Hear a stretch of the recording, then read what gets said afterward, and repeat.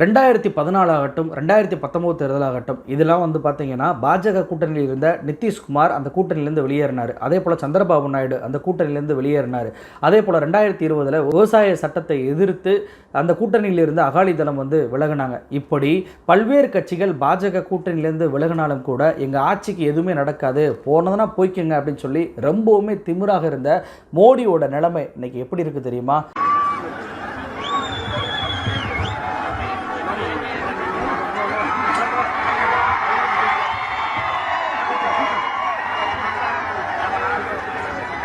காலில் விழாத குறையா, அதாவது சந்திரபாபு நாயுடு நிதிஷ்குமாரும் நடந்து போனால் கூட அந்த காலை பிடிச்சிக்கிட்டே போகக்கூடிய நிலைமைக்கு பிரதமர் மோடி வந்திருக்கிறாருங்க. ஏன்னா நேற்றைக்கு இரவு 7 மணிக்கு பாஜக ஆபீஸ்ல அவர் என்ன தெரியுமா பேசியிருக்கிறாரு? பாரத் மாதா கி ஜெய் ஜெகநாத்.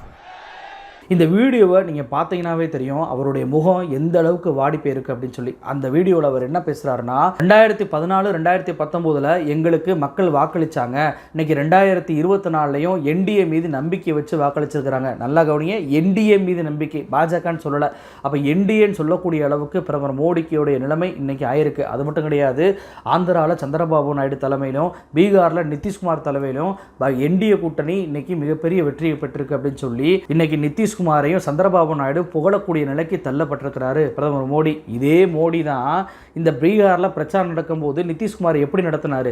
ரோட் ஷோ போகுது, ரோட் ஷோவில் பக்கத்தில் நிதிஷ்குமாரை நிற்க வச்சு பாஜகவுடைய சிம்பலை, அவர் சிஎம்ன்றது கூட பார்க்காம பாஜகவோட சிம்பலை கையில் வச்சுக்கிட்டு நில்லு அப்படின்னு சொல்லி நிதிஷ்குமாரை அவமானப்படுத்திய அதே மோடி 2019 தேர்தலில் நாங்கள் தனிப்பெரும்பான்மை வந்துட்டோம், உனக்கு அமைச்சர் பதவியெல்லாம் இடம் கொடுக்க முடியாதுன்னு சொல்லி நிதிஷ்குமாரை விரட்டிய அதே மோடி இன்னைக்கு நிதிஷ்குமாரை காலை பிடித்து கெஞ்சக்கூடிய நிலைமைக்கு வந்திருக்கிறாரு. அது மட்டும் கிடையாது, சந்திரபாபு நாயுடு மட்டும் சும்மாவா?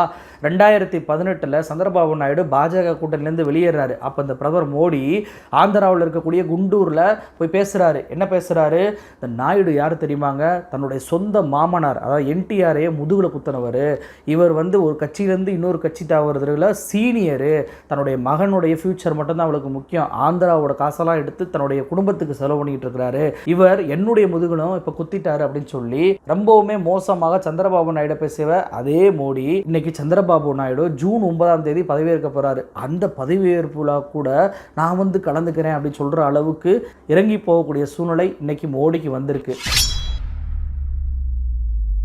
குஜராத்துடைய முதலமைச்சராக இருந்தபோதும் சரி, அதே போல் இந்தியாவுடைய பிரதமராக இருக்கும்போதும் சரி, மோடியை பொறுத்த வரைக்கும் கூட்டணியில் இருந்ததே கிடையாது. ஆனால் இன்னைக்கு முதன்முறையாக கூட்டணி அமைச்சரவையில் இருக்கக்கூடிய நிர்பந்தம் மோடிக்கு ஏற்பட்டிருப்பதால் ரொம்பவுமே கதிகலங்கி போயிருக்கு பாஜக. எந்த ஆயுதத்தை வச்சு கூட்டணி கட்சிகளையே அடித்து ஒழிச்சு முடக்கக்கூடிய வேலையில் பாஜக ஈடுபட்டுச்சோ, இன்னைக்கு அதே ஆயுதத்தை பாஜகவுக்கு ஆப்பு வைக்கும் விதமாக சந்திரபாபு நாயுடு நிதிஷ்குமார் எடுத்திருக்கிறாங்க அப்படின்னே சொல்லலாம். இந்த 2 பேருமே உங்கள் கூட்டணியில் நாங்கள் இணையணும் அப்படின்னா எங்களுக்கு சபாநாயகர் பதவியை கொடுங்க அப்படின்னு சொல்லி கேட்குறாங்க. அட்ட டயத்தில் 2 பேரும் சபாநாயகர் பதவியை கேட்பதால் யாருக்கு கொடுப்பது அப்படின்ற கேள்வி தானே பொதுவாக வரும். ஆனால் சபாநாயகர் பதவியே இந்த 2 பேருக்கு கொடுக்கக்கூடாது, துணை பிரதமர் பதவி கூட கொடுக்கறதுக்கு நாங்கள் ரெடியாக இருக்கோம் அப்படின்னு சொல்லி இறங்கி வரக்கூடிய நிலைக்கு மோடி வந்திருக்கிறாரு. ஏன் சபாநாயகர் பதவியை கொடுக்க மாட்டாரு?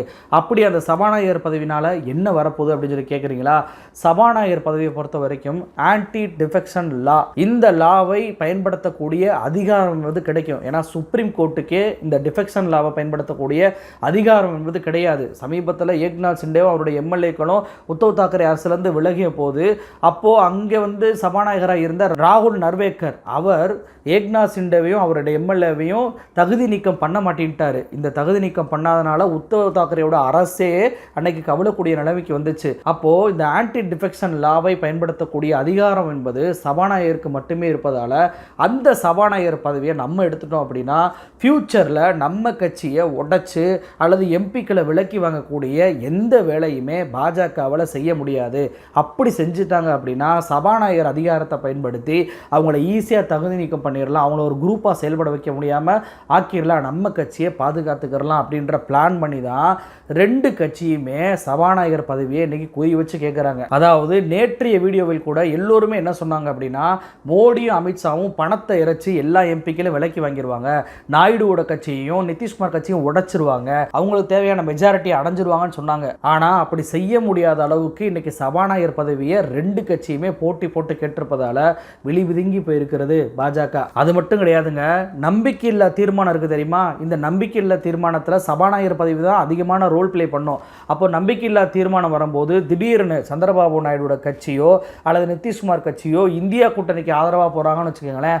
அப்போ சபாநாயகர் என்பது பாஜக கையில் இருந்தால் மட்டும்தான் அந்த எம்பிக்களை எல்லாம் சஸ்பெண்ட் பண்ணியோ அல்லது வேறு ஏதாவது விஷயங்களை பண்ணியோ தன்னுடைய ஆட்சியை காப்பாற்றிக்கிற முடியும். ஆனால் நிதிஷ்குமார் கட்சிக்கோ சந்திரபாபு நாயுடு கட்சிக்கோ சபாநாயகர் பதவியை கொடுத்துட்டாங்க அப்படின்னா இந்த ரெண்டு குரூப்லேயே ஒரு குரூப்போ இல்லை ரெண்டு குரூப்போ சேர்ந்து போய் இந்தியா கூட்டணிக்கு ஆதரவு அளித்தாங்க அப்படின்னா பாஜகவுடைய ஆட்சியே முடிவுக்கு வந்துடும். அப்போ தன்னுடைய ஆட்சியை கைப்பற்றக்கூடிய நிர்பந்தம் என்பது சபாநாயகர் பதவியில் இருப்பதனால பாஜக சபாநாயகர் பதவியை கொடுப்பதற்கு முன்வரவே வராது. இது ஒரு பக்கமா, இன்னொரு பக்கம் சபாநாயகர் தான் முக்கிய முடிவுகள் எடுப்பார். ஒரு எம்பிக்கு வந்து சஸ்பெண்ட் பண்ணுறதா இருக்கட்டும் அல்லது அவர் வந்து திரும்ப சேர்த்துக்கிறதா இருக்கட்டும், இது போன்ற பவர்களுமே சபாநாயகருக்கு தான் வரும். அது மட்டும் கிடையாது, நீங்கள் 2014 2019 ரெண்டு நாடாளுமன்றத்திலையும் பார்த்தீங்கன்னா எதிர்க்கட்சிகளுக்கு பேசக்கூட அனுமதி கொடுக்க மாட்டாங்க. ஆனால் சபாநாயகர் பதவி இவங்களுக்கு போயிருச்சுன்னா எதிர்க்கட்சிகளுக்கு பேசக்கூடிய அனுமதி கொடுக்கும். ஸ்டாண்டிங் கமிட்டி, செலெக்ஷன் கமிட்டி, இதிலெல்லாம் எதிர்க்கட்சிகள் பல்வேறு நபர்களை நிரப்பக்கூடிய வேலையில் சபாநாயகர் ஈடுபடுவார். அதுவும் எதிர்க்கட்சிகளுக்கு கிடைக்கக்கூடிய வாய்ப்பு வரும். இன்னொன்று என்னன்னா, மோடியோட ரெண்டு நாடாளுமன்றத்திலுமே எந்த விவாதமுமே இல்லாமல் சில பில்களை பாஸ் பண்ணி சட்டமாக்குனாங்க பாஜக. ஆனால் இன்னைக்கு சபாநாயகர் பதவி கூட்டணிக்கு போயிருச்சு அப்படின்னா இது போன்ற விவாதங்களே இல்லாமல் பில்களை பாஸ் பண்ணவே முடியாது. விவாதத்தை வைப்போம், அதுக்கப்புறம் பில்லை பாஸ் பண்ணுவோம் அப்படின்ற முடிவை எடுக்கக்கூடிய நிலைக்கு சபாநாயகர் வந்து விடுவார். அப்படி முடிவை சபாநாயகர் எடுத்துட்டாருன்னா பாஜகவாலேயோ மோடியாலேயோ எதுவுமே பண்ண முடியாது. அப்போது ராஜ்யசபாவை பைபாஸ் பண்ணிட்டு மணி பில் சொல்லி பாஸ் பண்ணுவாங்க தெரியுமா? அப்படியெல்லாம் எதுவுமே பாஸ் பண்ண முடியாது. ஏன்னா அந்த அதிகாரமும் சபாநாயகர் கிட்ட தான் இருக்கும். அப்படின்றதுனால சபாநாயகர் பதவியை நிதிஷ்குமாரோ அல்லது நாயுடு கட்சி வாங்கிட்டாங்க அப்படின்னா பாஜகவோட கூட்டணி என்பது எப்போ வேணாலும் காலியாகும் அப்படின்றதுக்கு வாய்ப்பு என்பது அதிகமாக இருக்கு. சரி, இவங்க ரெண்டு பேர் வைக்கக்கூடிய இன்னொரு டிமாண்ட் என்ன தெரியுமா? எங்க மாநிலத்துக்கு சிறப்பு அந்தஸ்து கொடுங்க அப்படின்னு சொல்லி கேட்குறாங்க. அதாவது ஆர்டிகல் 370 அப்படின்ற சிறப்பு அந்தஸ்தை காஷ்மீர் மக்களை கேட்காமலேயே அதை நீக்கம் பண்ணி சிறப்பு அந்தஸ்தை ரத்து செய்யக்கூடிய அதே பாஜகவிடம் எங்களுடைய மாநிலத்துக்கு சிறப்பு அந்தஸ்து கொடுங்கன்னு சொல்லி சந்திரபாபு நாயுடு மட்டும் கேட்கல, பீகாரை சேர்ந்த நிதிஷ்குமாரும் கேட்டிருக்கிறாரு. அப்ப ரெண்டு மாநிலத்துக்கும் சிறப்பு அந்தஸ்து கொடுத்தா ரெண்டு மாநிலத்துக்குமே அதிகமான நிதியை ஒதுக்க வேண்டிய சூழ்நிலை ஏற்படும். அப்படிப்பட்ட நிதி என்பது தற்போது இருக்கக்கூடிய ஒன்றிய அரசாங்கத்திட்ட இல்லவே இல்லை. அப்ப அந்த கோரிக்கையுமே ஏற்றுக்கொள்ளவே முடியாது. ஏன்னா ஜெகன்மோகன் ரெட்டி இருக்கிற காலத்தில் இந்த கடைசி 10 வருஷத்துல பிரதமர் மோடி ஆந்திராவுக்கு சிறப்பு அந்தஸ்து கொடுத்துருக்கலாம், கொடுக்கவே இல்லையே. அப்புறம் எப்படி இப்ப மட்டும் கொடுப்பாரு? அப்ப இந்த கோரிக்கையுமே இன்னைக்கு கூட்டத்தில் விவாதிக்கப்பட தான் போகுது. இந்த கோரிக்கையினாலேயே இன்றைக்கு கூட்டத்தில் பிரச்சனையும் வரதான் போகுது. சரி, இந்த ரெண்டு கோரிக்கையினால மட்டும்தான் பாஜக கூட்டணியுடைய ஆட்சி எப்போ வேணாலும் கவிழும் நினைக்கிறீங்களா? கிடையாது. என்னதான் இன்னைக்கு பிரஸ் மீட்டை கூட்டி நாயுடு அவர்கள் நான் பாஜக கூட தான் இருக்கேன், பாஜக கூட்டணியில் தான் இருப்பேன்னு சொன்னால் கூட அவருடைய ட்ராக் ரெக்கார்டு என்பது அப்படிப்பட்டதாக இல்லை. ஏன்னா நிதிஷ்குமார் எப்படி பீகாரில் பல்டிராமா இருக்காரோ அதே போல் தென்னிந்தியாவுடைய பல்டிராம் தான் இந்த சந்திரபாபு நாயுடு. நான் ஏற்கனவே சொன்னேன், மே 2018 பாஜக கூட்டணியிலேருந்து விலகினார் சந்திரபாபு நாயுடு. 2019 சிஏஏ சட்டத்தை பிரதமர் மோடி கொண்டு வரும்போது சிஏஏ சட்டத்தை நாங்கள் கடுமையாக எதிர்க்கிறோம் அப்படின்னு சொல்லி சொன்னார். அந்த 2019 தேர்தலில் ஆந்திராவில் சந்திரபாபு நாயுடு ஆட்சி இழந்த உடனே பார்த்தீங்க அப்படின்னா வேற வழி இல்லாமல் நாங்கள் சிஏஏ சட்டத்தை ஆதரிக்கிறோம் அப்படின்னு சொல்லி லோக்சபாவிலே ராஜ்யசபாவிலே சிஏஏக்கு ஆதரவாக சந்திரபாபு நாயுடைய எம்பிக்கள் ஓட்டு போட்டாங்க. அப்படி ஓட்டு போட்ட ஒரு வருடம் கூட பிப்ரவரி 2020 நாங்கள் முஸ்லீம்கள் பக்கம் இருக்கோம், சிஏஏ என்பிஆர் என்ஆர்சியை நாங்கள் எதிர்க்கிறோம் அப்படின்னு சொல்லி சந்திரபாபு நாயுடு திடீர்னு பல்ட்டி அடிச்சு ஒரு அறிவிப்பு பண்ணார். இதோடு நிறுத்திருந்தால் பரவாயில்ல. இப்போ மார்ச் 2024 சிஏஏ சட்டத்தை இம்ப்ளிமெண்ட் பண்ணுவதாக அமித்ஷா அறிவிச்சாரில் உடனே இந்த சந்திரபாபு நாயுடு என்ன தெரியுமா சொன்னார்? சிஏஏ சட்டத்தை கொண்டு வரதுனால என்ன தப்பு இருக்குது அப்படின்னாரு. நல்லா கவனிச்சு பாருங்க, 2018 2024 வரைக்கும் 4 முறை சிஏஏ சட்டத்தில் மட்டும் பல்ட்டி அடித்தவர் தான் இந்த சந்திரபாபு நாயுடு. அப்போ இப்படி பல்ட்டி அடித்தவர் எப்படி பாஜக கூட்டணியில் 5 வருடம் பயணிப்பார் அப்படின்றதே மிகப்பெரிய கேள்விக்குறியாக இருக்குது. இது ஒரு பக்கம் இருந்தால் இன்னொரு பக்கம் நிதிஷ்குமாரோட கதை வேற மாதிரி இருக்கு. அதாவது சந்திரபாபு நாயுடாவது பிரஸ் மீட்டை கூட்டி நான் என்டிஏவுக்கு ஆதரவாக இருக்கேன்னு சொல்லிட்டாரு. ஆனால் நிதிஷ்குமார் பண்ண கேமை பார்த்தீங்களா? இன்னும் பிரஸ் மீட் வைக்கவே இல்லை, நான் யாருக்கு ஆதரவுன்னு சொல்லவே இல்லை. ஃப்ளைட்டில் இன்றைக்கி டெல்லிக்கு போகிறாரு, அதில் கூட பின்னாடி தேஜஸ்வி யாதவ் உட்காந்துருக்கிறாரு. அப்போ தேஜஸ்வி யாதவோட போகக்கூடிய மெசேஜை எப்படி புரிஞ்சுக்கிறது? நீ நான் சொல்கிறத கேட்குறியா இல்லை நான் அந்த கூட்டணிக்கு போயிடுவா அப்படின்றத சொல்லாமல் சொல்லியிருக்கிறாரு இன்றைக்கி நிதிஷ்குமார். நிதிஷ்குமாருடைய கட்சியை சேர்ந்தவர்கள் எங்களுக்கு ரயில்வே அமைச்சர் வேணும் அப்படின்றத கோடிட்டு காட்டுறாங்க. நிதிஷ்குமாரை பொறுத்த வரைக்கும் இன்னுமே நம்ம பீகாரோட சிஎம்மாக இருக்க தேவையில்லை அப்படின்ற ஒரு முடிவுக்கு வந்துட்டார். ஏற்கனவே தேஜஸ்வி யாதவோட கூட இருக்கும்போதே நீ ஸ்டேட்டை கவனிச்சுக்க, நான் சென்ட்ரலில் போகிறேன் அப்படின்ற ஒரு முடிவை வெளிப்படையாக சொன்னவர் தான் நிதிஷ்குமார். அப்படிப்பட்ட நிதிஷ்குமார் பாஜக அமைச்சரவையில் மிக முக்கியமான பொறுப்பை கேட்கக்கூடிய ஒரு சூழலுக்கு வரலாம். அப்படியான பொறுப்பு என்பது பாஜகவுக்கு கண்டிப்பாக நெருக்கடியை ஏற்படுத்த தான் போகுது. ஏற்கனவே 2 பேருக்குள்ள யாராவது ஒருத்தர் சபாநாயகர் கொடுத்தாலுமே இன்னொரு கட்சி கோவிச்சு கொண்டு வெளியக்கூடிய சூழல் இருக்கிற நிலையில் நிதிஷ்குமாரும் தன் பங்குக்கு கேமை ஆட தொடங்கி இருக்கிறாரு. அது மட்டும் கிடையாதுங்க, வெறும் சந்திரபாபு நாயுடு நிதிஷ்குமார் மட்டும் இந்த ஆட்டத்தில் இல்லை. 2 பேரும் கூடுதல் அமைச்சர் பொறுப்புகளை கேட்குறாங்க. ஆளாளுக்கு 5 அமைச்சர் கேட்குறாங்க. இந்த 2 பேர் மட்டுமான்னு சொல்லி பார்த்தா அடுத்து சிண்டே இருக்கிறாரு, அவர்கிட்ட 7 MP இருக்குது. அதே போல் சிராக் பாஸ்வான் அவர்கிட்ட 5 MP இருக்குது. இவங்களை எல்லாத்தையும் கூட்டினா மட்டும்தான் 40 சீட்டு. இந்த 40 சீட்டை வாங்கினா மட்டும்தான் மோடிக்கு மெஜாரிட்டி என்பது கிடைக்கும். அப்போ இந்த 40 பேருக்குமே அமைச்சர் பதவி அள்ளி எள்ளி கொடுக்கக்கூடிய சூழலுக்கு இன்னைக்கு பாஜக வந்திருக்கு. இப்படி எல்லா கூட்டணி கட்சிகளுக்குமே முக்கியமான துறைகள் எல்லாம் போயிருச்சுன்னு வச்சுக்கோங்களேன், பாஜக அரசால் எந்த ஒரு பாலிசி மேக்கிங் பண்ணவே முடியாது. அவங்க நினச்சதெல்லாம் கொண்டு வர முடியாது. ஒவ்வொரு முறையுமே பார்த்தீங்கன்னா பாஜக கூட்டணிகளை கூப்பிட்டு வச்சு ஆலோசனை பண்ணணும். அவங்ககிட்ட ஆலோசனை பண்ணி தான் எந்த ஒரு முடிவு எடுக்க முடியும். குறிப்பாக பொது சிவில் சட்டம், தொகுதி மறுவரையறை, நீதித்துறையில் மாற்றம், ஒரே நாடு ஒரே தேர்தல், இப்படி எல்லா விஷயத்திலுமே மோடி தன்னுடைய ஈகோவையும் ஐடியாலஜியும் மறந்துட்டு இந்த கூட்டணி கட்சிகளெல்லாம் கூப்பிட்டு பேசி எடுக்கக்கூடிய சூழல் வரும். அது மட்டும் கிடையாது, நான் ஏற்கனவே சொன்ன மாதிரி இன்னைக்கு இந்தியா கூட்டணிக்கு 234 எம்பிக்கள் கிடைச்சிருக்கிறதுனால விவாதங்களே இல்லாமல் நாடாளுமன்றத்தில் எந்த ஒரு பில்லையும் பாஸ் பண்ண முடியாது.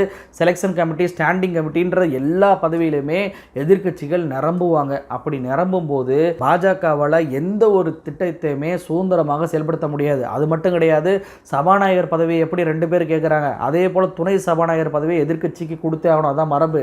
ஏன்னா சென்ற முறை 2019 காங்கிரஸுக்கு எதிர்க்கட்சி அந்தஸ்து கூட கிடைக்கல. ஆனால் இந்த முறை எதிர்க்கட்சியோட அந்தஸ்து காங்கிரஸ் கட்சிக்கு கிடைச்சிருச்சு. அப்போ டெபுட்டி ஸ்பீக்கருடைய அந்த பதவி என்பதும் காங்கிரஸுக்கு போக இருக்கு. அப்போ எல்லா பக்கமுமே பார்த்தீங்கன்னா மோடிக்கும் அமித்ஷாவுக்கும் மிகப்பெரிய நெருக்கடி என்பது ஏற்பட்டிருக்கு. RSS உடைய 100வது ஆண்டு வருஷம் 2025 வரப்ப இந்துத்துவாவை வலுவாக ஊண்டிடலாம், இந்தியாவை இந்து நாடாக மாற்றி விடலாம், எல்லா திட்டத்தையும் செயல்படுத்தலாம் அப்படின்னு சொல்லி RSS கனவு கண்டுச்சு. ஆனால் இந்த கனவுக்கு ஆப்பு வைக்கும் விதமாக இந்தியாவுடைய மக்கள் இந்தியாவை காப்பாற்றிருக்கிறாங்க இந்த தேர்தல் மூலமாக அப்படின்னே சொல்லலாம். அப்போ இன்னைக்கு டெல்லியில் நடக்கக்கூடிய இந்த 2 மீட்டிங்லையுமே இந்தியாவுடைய பிரதமராக அடுத்து வரப்போவர் யார் என்பது முடிவாயிரும். ஏறக்குறைய ஒருவேளை நிதிஷ்குமாரும் சந்திரபாபு நாயுடும் சமரசம் பண்ணிக்கிட்டு பாஜக கூட்டணியில் தொடர்ந்தாலும் கூட பாஜகவோட கூட்டணியோட ஆயுட்காலம் அதிகபட்சம் 1 ஆண்டு கூட நீடிக்காது அப்படின்றதான் மெயினான ஒரு விஷயமா இருக்குது. அது மட்டும் கிடையாது, சபாநாயகர் பதவியை கொடுத்தே ஆக வேண்டும் என்ற நிர்பந்தம் செய்வதால் சபாநாயகர் பதவி மட்டும் கைமீறி போச்சுன்னா பாஜக கூட்டணி எப்போ வேணாலும் கவிழக்கூடிய நிலை ஏற்படும். அது மட்டும் கிடையாது, அமைச்சர் பதவிகளையும் பிரித்து எல்லாருக்கும் கொடுத்தா உள்ளே இருக்கக்கூடிய பாஜகவினருக்கு எந்த பதவியுமே கொடுக்க முடியாது. அப்போ பதவியே கிடைக்காம அவர்களும் கலகம் பண்ணக்கூடிய சூழ்நிலை ஏற்படும். இடி, ஐடி, சிபிஐ ரைடெல்லாம் இஷ்டத்துக்கு போட முடியாது, ஆளுநர் பதவியை வச்சு வேட்டையாட முடியாது, எதுவுமே பண்ண முடியாமல் கையும் காலும் கட்டப்பட்டு ஒரு சீட்டில் உட்காரப்படக்கூடிய நிலைமை தான் பாஜகவுக்கு ஏற்படும். இப்படியான நிலைமையை மோடியே ஏற்பாரா அப்படின்றது ஒரு பெருத்த சந்தேகம் தான். ஏன்னா ஏற்கனவே நான் சொன்னேன், முதலமைச்சராக இருக்கட்டும் பிரதமராக இருக்கும் போதும் 2 தடவையுமே கூட்டணி ஆட்சியை மோடி நடத்தின அனுபவமே கிடையாது. அப்படி இருக்கக்கூடிய சூழ்நிலையில் எப்படி இந்த கூட்டணி ஆட்சியை அவர் நடத்துவார் அப்படின்றதே மிகப்பெரிய கேள்விக்குறியாக இருக்குது. பணம் கொடுத்து எம்பிக்களை வாங்க முடியாத சூழ்நிலை வந்துடும். அப்படி பணம் கொடுத்து வாங்கினாலும் கூட நம்மளுக்கு இதே நிலைமை தான் வரும்னு சொல்லிட்டு சந்திரபாபு நாயுடு நிதிஷ்குமாரும் டக்குன்னு இந்தியா கூட்டணிக்கு போயிட்டாங்கன்னா மோடியோட கதி அதோ கதியாயிரும். அதனால பணம் கொடுத்து வாங்கக்கூடிய வேலையிலுமே மோடி அவர்கள் ஈடுபட மாட்டார். அப்போ இந்த அரசு என்பது கண்டிப்பாக நம்பிக்கையில்லா தீர்மானத்தை சந்திக்க தான் போகுது. நம்பிக்கையில்லா தீர்மானத்தில் அதிகபட்சமாக தோல்வி அடையலாம் அல்லது வெற்றி பெற்றாலும் எப்போது வேண்டுமானாலும் ஆட்சியை கவிழக்கூடிய சூழ்நிலை ஏற்படும். வாஜ்பாய்க்கு அன்றைக்கு ஏற்பட்ட நிலைமை மோடிக்கு எப்போது வேண்டுமானாலும் ஏற்படலாம் அப்படின்றதான் இன்றைய சூழ்நிலையோட நிலவரமாக இருக்குது. நன்றி.